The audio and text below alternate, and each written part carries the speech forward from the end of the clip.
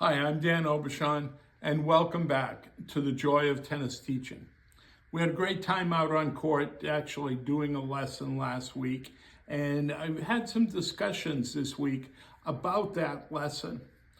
There are really two types of tennis lessons, and those of you who are actively teaching right now, making your living for that, you're actually doing a lot probably of the second type of lessons.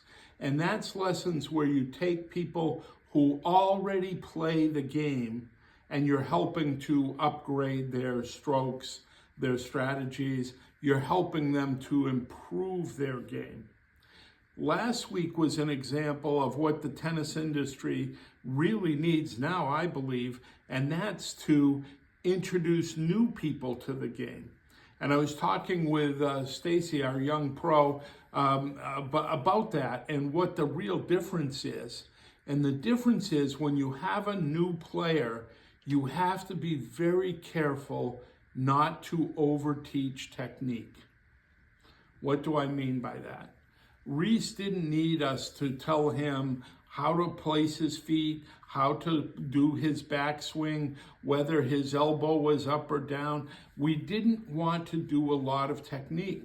We wanted to get him hitting balls and evaluate him in two areas. Area number one is, could he make contact with the ball? Answer was yes. Reese had good hand-eye coordination, made good contact with the ball.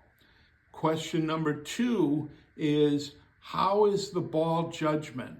And that was the area that was really more difficult for Reese when we did the off-camera work because he just hasn't had the reps, the number of balls hit. I've very seldom seen a player who's never played any tennis at all come onto the court and have perfect ball judgment and spacing. If they do that, they're probably an exceptional athlete in another sport.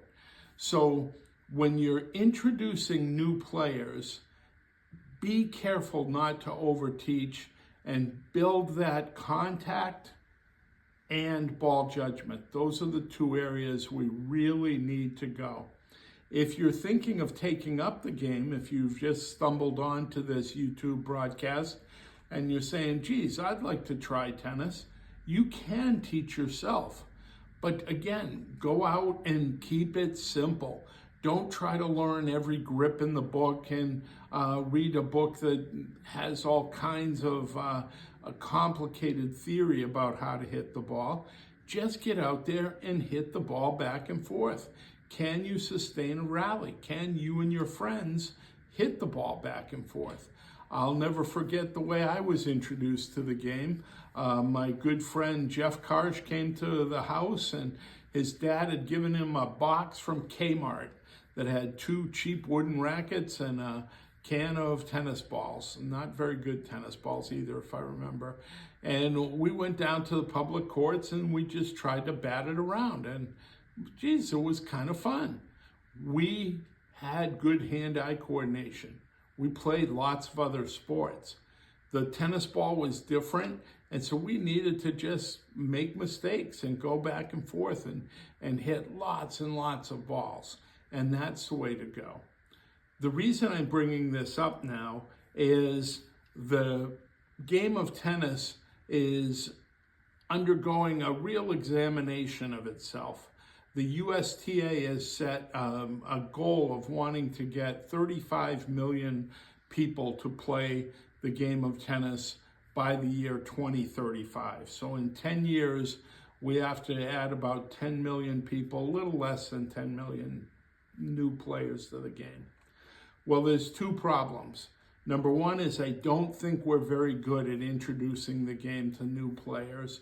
And number two is players leave the game. They get old, they get injured, they lose interest, they find other things to do.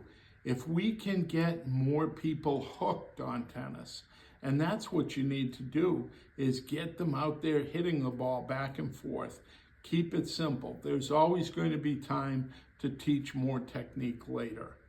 So just remember, when you're going out there, what do you want tennis to be? Fun. That's why this channel is called The Joy of Teaching Tennis. What we want you to do is we want you to be joyful on the court. I can remember having some of the best times ever just batting the ball back and forth with my friends, just rallying, just feeling that exhilaration of moving and hitting and controlling the ball. That's where the real joy of tennis is. So go out there and find some new people to introduce them to the game. Don't get hung up on trying to teach technique. We're going to talk more about technique in the future, and I'll try to help you to help your students get better. But let's get more people enjoying the game of tennis. Thanks very much, and I look forward to next time.